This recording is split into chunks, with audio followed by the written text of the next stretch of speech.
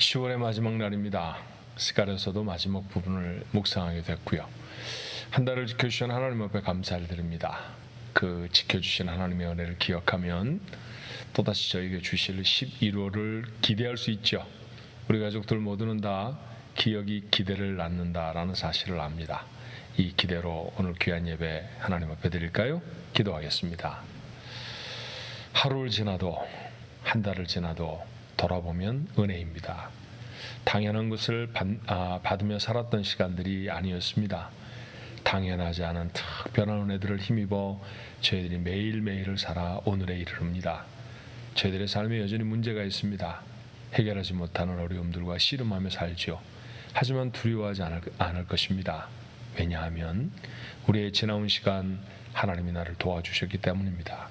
오늘도 이 기억이 명료해지는 10월의 마지막 날 되게 하여 주옵시고, 그 명료한 기억이 11월 살아보지 못한 미지의 시간에 대한 굳은 용기가 되는 용기 있는 기대가 되게 하옵소서.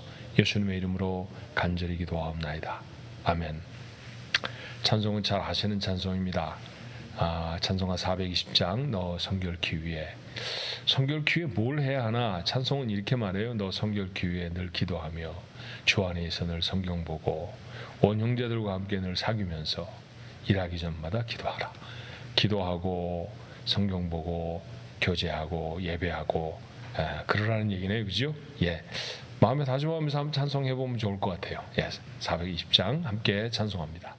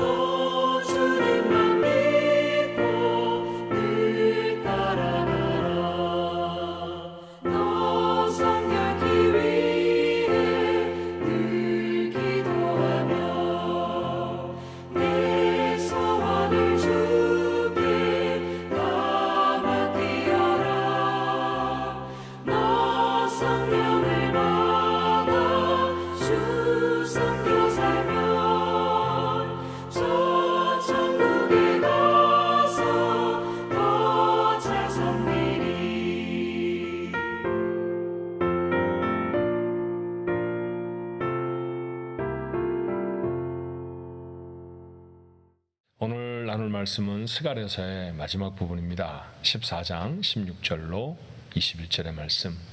14장 16절로 21절의 말씀이에요. 자, 오늘 어떤 말씀을 마음에 좀 담아 볼까요? 같이 읽어봅니다. 예루살렘을 치러 왔던 이방 나라들 중에 남은 자가 해마다 올라와서 그 왕 만군의 여호와께 경배하며 초막절을 지킬 것이라. 땅에 있는 족속들 중에 그 왕 만군의 여호와께 경배하러 예루살렘에 올라오지 아니한 자들에게는 비를 내리지 아니하실 것인즉 만일 애굽 족속이 올라오지 아니할 때에는 비 내림이 있지 아니하리니 여호와께서 초막절을 지키러 올라오지 아니하는 이방 나라들의 사람을 치시는 재앙을 그에게 내리실 것이라. 애굽 사람이나 이방 나라 사람이나 초막절을 지키러 올라오지 아니하는 자가 받을 벌이 그러하니라. 그 나라는 말 방울에까지 여호와께 성결이라 기록될 것이라. 여호와의 전에 있는 모든 솥이 제단 앞 주발과 다름이 없을 것이니 예루살렘과 유다의 모든 솥이 만군의 여호와의 성물이 될 것인즉 제사 드리는 자가 와서 이 솥을 가져다가 그것으로 고기를 삶으리라. 그날에는 만군의 여호와의 전에 가나안 사람이 다시 있지 아니하리라. 아멘. 어떤 내용인 것 같으세요? 하나님 앞에 모두가 다 나와 예배한다는 거죠. 놀라운 선언입니다. 16절의 말씀에 보니까 이방 나라들 중에 남은 자가 하나님께 올라와서 초막절을 지켜요. 마지막 절에도 말하기를 가나안 사람이 성전 안에 없습니다. 이런 사람들은 다 하나님을 모르는 사람들에 대한 표현들이었죠. 오늘 스가랴가 비유하는 것은 굳이 이스라엘 나라가 아닌 다른 나라를 지적하는 것이 아니라 하나님을 몰랐던 나라들, 하나님을 배역하고 예배를 방해했던 민족들, 그들을 이방 나라 혹은 가나안 그렇게 표현하는 것 같아요. 근데 여러분, 그들 모두가 다 어떻습니까? 하나님 앞에 나와 예배합니다. 이제는 예배를 방해하는 사람이 아무도 없다는 것이죠. 어제도 말씀을 드렸습니다만 스가랴서 14장의 말씀은 마지막 때에 있을 말씀입니다. 마지막 때 어떤 일이 일어날까? 스가랴는 요한계시록과는 좀 다른 결로 우리에게 그 마지막 때를 설명하잖아요. 하나님이 모든 대적을 다 물리치십니다. 그리고 하나님만 영광을 받으시는 왕 중에 왕이 되시죠. 그리고 오늘 본문의 말씀이에요. 모두가 다 하나님만을 예배한다고 했습니다. 세상의 끝, 마지막의 시간, 그 시간에 그리스도인에게는 두려운 시간만은 아니지 않겠나 하는 생각이 들어요. 왜냐하면 그 마지막 시간이야말로 회복의 시간이기 때문입니다. 우리를 온전케 하시는 시간이고요, 우리를 영화롭게 하시는 그런 시간이에요. 태초부터 우리를 아셨다고 하셨나요? 때가 되면 우리를 부르셨다고 하셨죠.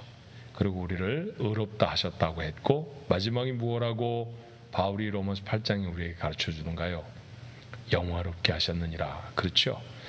영광은 하나님께 오롯이 돌려져야 합니다. 그러나 하나님을 따르고 하나님이 선택하신 사람들도 영광을 입는다는 사실을 아시나요?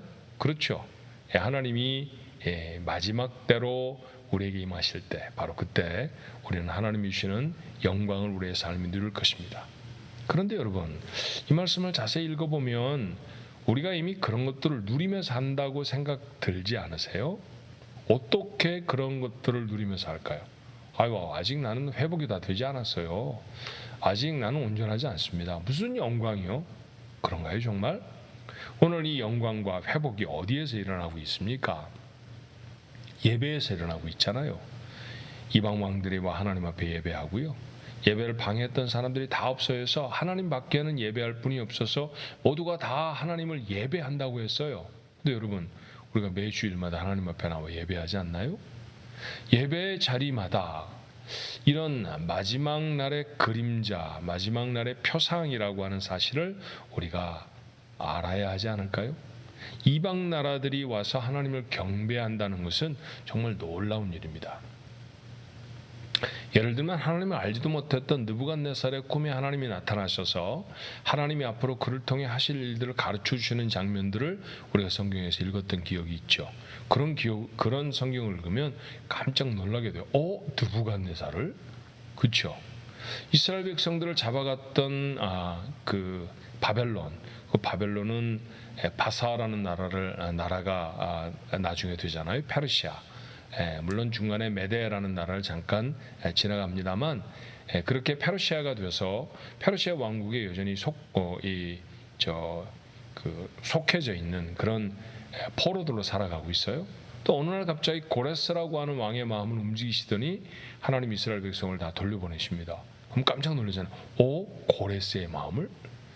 페르시아 왕이 하나님을 어떻게 알아요? 모르죠. 그런데 하나님이 그들의 마음을 움직였다는 사실을 들으면 깜짝 놀라게 돼요.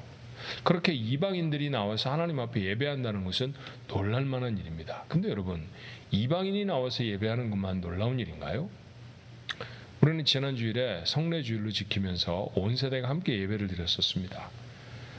사실은 미국에서 온 세대라고 표현하면요, 한국에서 온 세대, 어떤 호모제닉한 같은 종류의 언어를 사용하고 있는 사람들 속에 다른 세대, 새 세대, 옛 세대라고 표현하는 것과는 다른 어려움이 있어요. 우리는 온 세대 그러면 일단 말이 다릅니다. 생각이 다르죠. 그러니까 표현하는 것이 다르고요. 자, 그런 사람들이 함께 모여서 예배한다. 이거 엄청나게 놀라운 일입니다. 주일학교 학생들, 그 다음에 중고등부 청년들, 또 영어를 사용하는 사람들, 한국어를 사용하는 사람들 모두가 함께 모여서 하나님 앞에 예배한다는 것, 오늘 스가랴가 표현하고 있는 스가랴 14장의 마지막 날 있어야 할 그런 얘기처럼 보이지 않으시나요? 엄청난 변화죠. 아니, 말이 같다고 해도 우리가 모두 다 같은 사람은 아니잖아요. 우리가 몇백 명이 모여 예배를 드립니다만 얼굴이 같은 사람은 아무도 없습니다. 그렇죠? 생각이 같은 사람 별로 없죠. 어머니가 같은 사람은 형제들 몇몇 분들 같이 나오시는 분들이 계십니다만 그분들 빼놓고는 계시지 않아요. 그렇게 우리는 사실은 다른 사람들입니다. 근데 그 다른 사람들이 모여서 하나님을 예배하잖아요. 이거 놀라운 일입니다. 이 다른 사람들이 나와 하나님 앞에 예배하는 것, 이게 바로 마지막 날 되어질 하나님의 회복의 시간이라는 거지요. 우리는 그렇게 그 예배의 자리에서 하나님이 허락하시는 회복과 영광을 경험합니다. 그러니까 여러분, 예배라는 게 얼마나 소중한지 여러분의 마음에 담아 두셔야 합니다. 하나님이 길이 참으시며 마지막에 이루시고 또 이루시고 또 이루시고 싶은 게 뭐예요? 그게 온 민족이 모여서 예배하는 그 예배라고 오늘 스가랴는 가르쳐 주잖아요. 그러니까 우리의 삶에 하나님이 가장 간절히 이루시고 싶은 것은 우리가 부자가 되는 게 아닙니다. 우리가 높은 자리에, 세상에 사람들이 말하는 높은 자리에 오르는 게 사실은 아니에요. 그런 자리에 한번 올라갔으면 참 좋겠다. 좋을 수도 있겠습니다만 올라갔던 사람들의 이야기를 가끔씩 들어보면 그렇게 좋기만 한 자리는 아니던걸요. 많이 가지고 있으면 엄청 좋을 것 같다 그러지만 많이 가진 분들은 그걸 지켜내기 위해서 더 많은 고생을 하고 더 많은 신경을 써야 한다는 사실도 여러분 아시잖아요. 그렇죠? 세상에 손에 꼽는 갑부들 치고 경호원을 대동하지 않고 거리를 다니실 수 있는 분은 안 계십니다. 경호원이 여러분 곁에 여러분을 지켜주셨으면 좋겠다고요? 경호원이 있다는 얘기는 뭐예요? 그의 생명을 뺏으려고 하는 사람을, 그에게 그의 생명을 위태롭게 할 수 있는 위험의 요소들이 생겨졌다는 얘기잖아요. 우리는 경험 없이도 세상을 활보하며 다니지 않습니까? 어떤 게 더 자유스러울까요? 많이 가졌다는 것은 어떤 때는 대단히 불편한 일이 될 수도 있어요. 그렇죠? 그건 하나님이 우리의 삶에 이루시고자 하시는 궁극적인 축복이 아닙니다. 정말 궁극적인 축복은 뭐냐면요, 하나님을 온전한 모습으로 뵙는 거죠. 그게 예배라는 거예요. 매주일 드려지는 예배, 성도들에게 가벼워지는 것 같아서 참 마음이 안타깝습니다. 왜 예배가 가벼워질까? 예배가 지루해서 그렇기도 하겠죠. 또 어떤 분은 뭐 다음 주일도 있는데 그럴 겁니다. 그렇죠? 예. 하지만 그 매번 내게 허락되는 예배의 시간들이 나를 위한 최고의 축복의 자리라고 하는 사실, 오늘 우리는 스가랴서를 통해서도 확인할 수 있지 않습니까? 그러니 그 시간을 지키고 그 시간에 예배하는 일에 여러분의 생명을 걸어주십시오. 그러면 세상을 살되 세상을 살아가는 하나님을 알지 못하는 다른 사람들과는, 맞습니다, 다른 삶을 삽니다. 그렇게 다르게 살아내는 인생, 그게 멋진 인생인 것이죠. 그게 복된 인생인 것이고요. 하나님의 그런 회복을 경험하는 사람들, 예배하는 사람들입니다. 오늘 예배는 금요일 예배고요. 내일은 주일을 예비하는 예비일이죠. 토요일 날은 교회로 모여서 새벽 예배를 드립니다. 한 주간의 삶을 돌아보며 내일 드려야 할 예배를 준비하는 시간이라 그래요. 여러분, 그런 시간이 그렇게 우리의 신앙적인 스케줄을 따라서 차근차근 지켜지는 삶은 그 삶 속에 하나님이 담으시는 알뜰한 성장이 있습니다. 그런 자라남을 좀 경험할 수 있었으면 좋겠네요. 그리고 온 교회가 함께 모여서 거룩한 주일에 하나님 앞에 나아가는 겁니다. 인생의 어떤 것과도 바꿀 수 없는 귀하고 소중한 시간입니다. 그 축복의 시간 여러분의 것으로 놓치지 않게 되기를 주님의 이름으로 축원합니다. 기도하겠습니다. 마지막 때 이방 군주들도 나와 하나님을 예배한다고 했습니다. 더 이상 예배를 방해하는 사람이 없네요. 하나님, 온 세상이 만군의 여호와를 찬송하고 예배하는 것은 얼마나 놀라운 일이겠습니까? 그런데 그 엄청난 회복의 역사를 우리는 매주일마다 여전히 조금은 부족한 모습이지만 우리 속에서 경험할 수 있게 하시니 감사합니다. 하나님이 예배에 복을 주옵소서. 우리가 서로 생각도 다르고 다른 가정에서 자라는 사람들이지만 함께 모여 예배함이 기쁨이 될 수 있게 하옵소서. 하나님, 우리의 자녀들과 함께 예배할 수 있도록 저희들에게 축복해 주옵소서. 우리가 서로 마음이 불편한 사람들과도 한 자리에 모여 예배할 때 하나님 회복시키시고 새롭게 하시는 놀랍고 크신 은혜를 경험할 수 있도록 역사해 주시옵소서. 우리의 예배가 하나님이 받으실 거룩한 예배가 되게 하시고 하나님이 부으시는 놀라운 축복을 우리의 삶에 담아내는 복된 시간이 되게 하옵소서. 예수님의 이름으로 간절히 기도하옵나이다. 아멘.